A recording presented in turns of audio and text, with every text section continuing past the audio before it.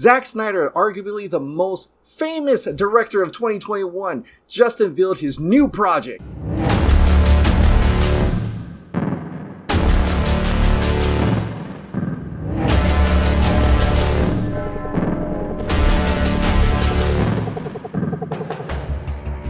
Zack Snyder, you're saying? That's right, Zack Snyder, the one who made superheroes great again for DC Project, brought back zombies for Army of the Dead, tackling Norse mythology on Netflix. Now he's got a new project on Netflix because they're all in on the Zack Snyder Zacktivation time. This is coming from The Hollywood Reporter. Snyder has set his next project, an epic sci-fi fantasy titled Rebel Moon, that he is co-writing and will direct and produce for Netflix, the home of his most recent hit, Army of the Dead. And it reteams the filmmaker with many of the creative colleagues of his past original ventures. Rebel Moon?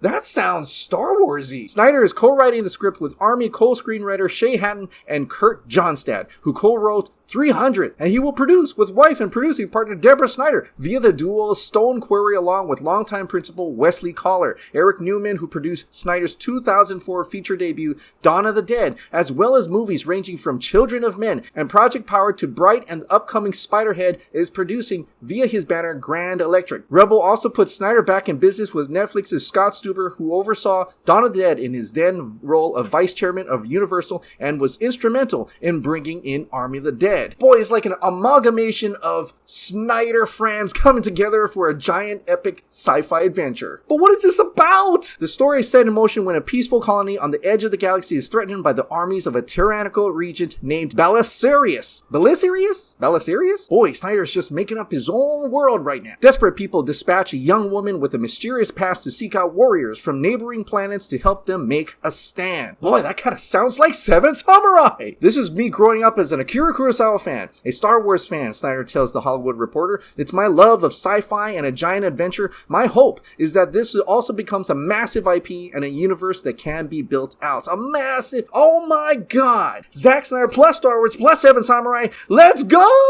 Rebel finds the germs of his origins in a Star Wars pitch the filmmaker had developed a decade ago. It was a more mature take on the universe created by George Lucas and didn't move beyond any meaningful conversations after the Walt Disney Company acquired Lucasfilm in 2012. At one point, he and Newman, who was behind Narcos and Narcos Mexico, even went down the path of making as a series. Wow, we're gonna get to see a Star Wars film that Zack Snyder pitched to Disney and Lucasfilm, but we never got to see. We're finally going to get to see it. But it was a feature that he felt its true potential lay. He began reworking the idea with Johnstad and really dove in at the same time as he began making Army of the Dead, bringing in that movie's co-scribe Hatton. The latter, at 27, had quietly become an in-demand franchise writer, deepening the world of John Wick for Lionsgate by working on the third and upcoming fourth and fifth installments. I've spent the last 2 or 3 years building out this universe. Every corner has to be painted in. I've been doing designs, constantly drawing, and really cultivating its fertile ground to make this world fully realized. Expanding this new IP